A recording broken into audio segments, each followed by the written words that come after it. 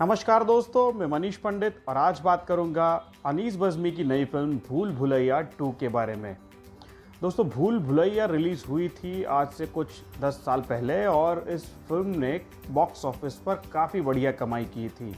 ये एक horror comedy genre की मूवी है और आजकल इस जॉनरा को बॉलीवुड में जोरों शोरों से इस्तेमाल किया जा रहा है और इसी कड़ी में भूल भुलैया का ये सीक्वल अब रिलीज़ हो गया है, जुड़ गया है।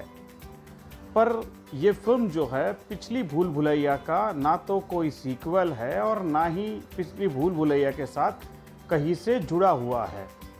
आमी जे तोमार और भूल भुलैया ये दो गाने छोड़कर इस फिल्म में पिछले मूवी जैसा कुछ भी नहीं।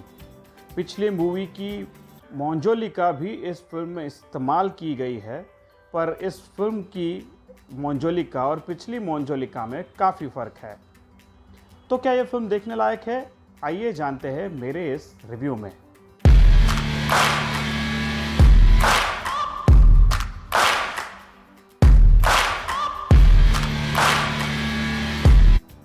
दोस्तों, हमारे स्कूल डेज में हम सभी की क्लास में एक आध बच्चा ऐसा ज़रूर होता था जिससे किसी को कोई उम्मीदें नहीं होती थी।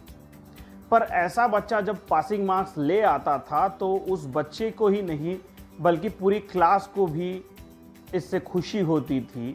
उसके टीचर्स उससे खुश हो जाते थे। भले दिखने के लिए साधारण परफॉर्मेंस लगे पर उस बच्चे के लिए ये एक अचीवमेंट सा होता था और यही बात भूल भुलैया 2 के बारे में साबित होती है। फिल्म की कहानी कमज़ोर है और फिल्म का ट्रेलर पूरी कहानी रिवील कर चुका था। अब ऐसे हालात में अगर कोई फिल्म रिलीज़ होती है तो वो ठीक ठाक करे, इसकी भी कोई उम्मीद किसी को नहीं थी। पर भूल भुलैया 2 ने, क्योंकि इस फिल्म के एक्सपेक्टेशंस ही इतने कम थे, इस एक्सपेक्टेशंस को सरपास किया है और फिल्म बॉक्स ऑफिस पर अच्छा कर रही है।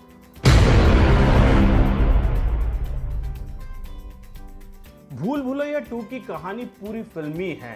फिल्म की कहानी अंधविश्वास के ऊपर आधारित है और इसमें ज़्यादा जान है नहीं। इस फिल्म की कहानी अब पूरी तरह से नई है और कार्तिक की एंट्री है उसको जस्टिफाई करती है। कार्तिक आर्यन ने रूहान रंधावा की भूमिका निभाई है, जो एक फेमस बिजनेस टाइकून का बेटा है और पूरी दुनिया घूमकर अपनी जिंदगी मजे से काट रहा है। उनकी मुलाकात होती है रीत से। ये भूमिका कियारा आडवाणी ने निभाई है। रीत की मदद के लिए रूहान पहुंच जाते हैं राजस्थान के भवानीगढ़ में। यहां पहुंचकर रूहान सबको बताते हैं कि ये रूहान बाबा है जो भूतों से बात कर लेते हैं। लेकिन दिक्कत तब शुरू होती है जब मंजोलिका का भूत हवेली से बाहर आता है।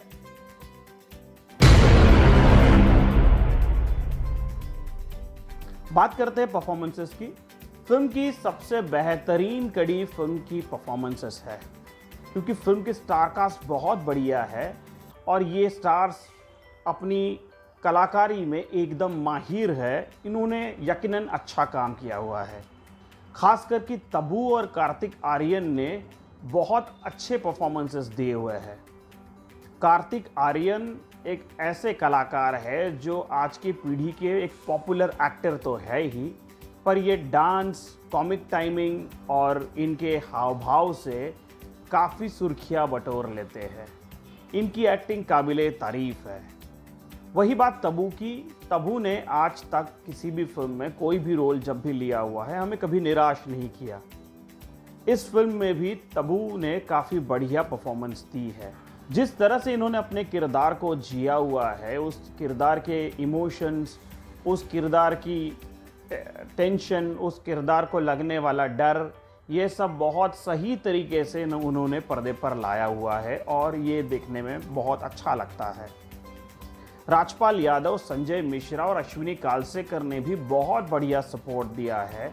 खासकर कि इनके कॉमिक सीन्स देखने में बहुत मज़ा आता है। राजपाल यादव ने कार्तिक आर्यन के साथ काफ़ी अच्छे सीन्स डिलीवर किए हुए हैं। शायद यही कुछ सीन्स है जो फिल्म के हाईलाइट है, जो आपको हंसाएंगे, मज़ा आएगा।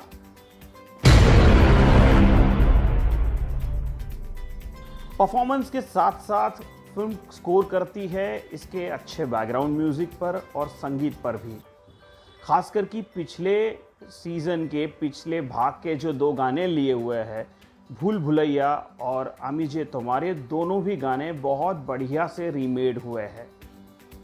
इनको नए ऑडियंस को सामने रखकर जिस तरह से चेंज किया हुआ है, जो बदलाव इस गाने में लाए हुए हैं, वो बहुत बढ़िया बनकर आए हुए हैं। क्योंकि ये एक हॉरर फिल्म है, इसका बैकग्राउंड म्यूज़िक अच्छा होना ज़रूरी था और फिल्म का बैकग्राउंड म्यूज़िक फिल्म को ज़रूर कॉम्प्लीमेंट करता है। बात करते हैं वीक लिंक्स की। फिल्म में काफ़ी कमज़ोर कड़ियाँ है, पर सबसे बड़ी कमज़ोर कड़ी फिल्म की कहानी है। ये काफ़ी घिसी-पिटी कहानी है और इसे बहुत घिसी-पिटी तरीके से पर्दे पर लाया भी गया है। क्योंकि फिल्म का डायरेक्शन काफ़ी प्रेडिक्टेबल है, हर सीन को जिस तरह से पर्दे पर लाया हुआ है, ये इतना प्रेडिक्टेबल तरीके से लाया गया है। आप कहानी जज कर जाते हो, अगले सीन को आप जज कर जाते हो, और जब ये सारी बातें उसी तरह से घटती है, फिल्म को देखने का आपका मज़ा किरकिरा हो जाता है। हॉरर कॉमेडी ये एक ऐसा नया जॉनरा है जिसको लेकर थोड़ा सा कन्फ्यूजन साफ दिखाई देता है।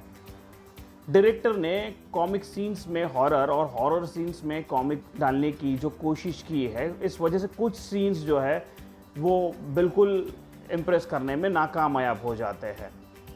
कई बार डराने के सीक्वेंस में आप डर जाते हो और उसी वक्त राजपाल यादव, अश्विनी कालसेकर या संजय मिश्रा के ओर से कुछ ऐसी कॉमेडी हो जाती है जिस वजह से पूरे डर का माहौल जो तैयार हुआ है वो लाइटर हो जाता है और वो पर्टिकुलर सीन देखने का मज़ा चला जाता है।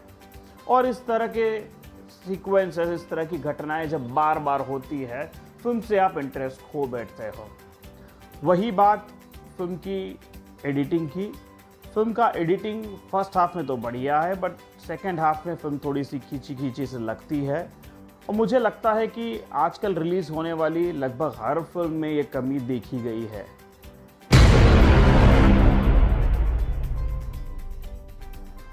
ओवरऑल ही ये एक साधारण फिल्म है, पर अच्छी स्टारकास्ट और उनके अभिनय की वजह से फिल्म ठीक ठाक बनकर आई हुई है और एक बार देखी जा सकती है। मैं इस फिल्म को देता हूँ 5 में से 2 स्टार्स। आप इस फिल्म के बारे में क्या सोचते हैं, मुझे कमेंट करके ज़रूर बताइए। अगर आपने मेरे रिव्यूज़ देखे हुए हैं तो मेरे रिव्यूज़ के बारे में आपकी क्या राय है, मैं जानने के लिए उत्सुक हूँ। आप कमेंट करके ज़रूर बताइए। इस चैनल को अगर अब तक आपने सब्सक्राइब नहीं किया है तो आप इसे कृपया सब्सक्राइब कर लीजिए। मिलते हैं अगले रिव्यू में, तब तक के लिए धन्यवाद।